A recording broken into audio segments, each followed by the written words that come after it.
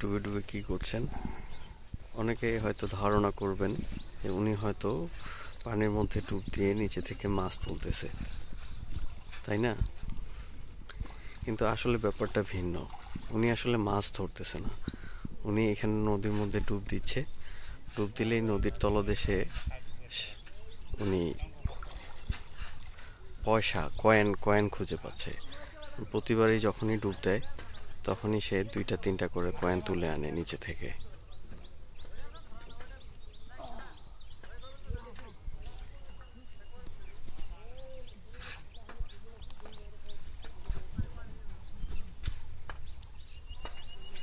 এটা একটা নদী,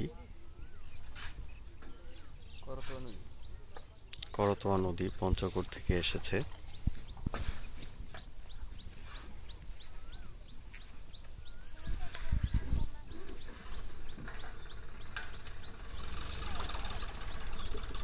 দেই ভাই, একটু দেখান তো, দেখান তো।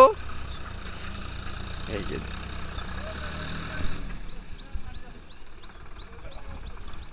ধন্যবাদ ভাই, ধন্যবাদ।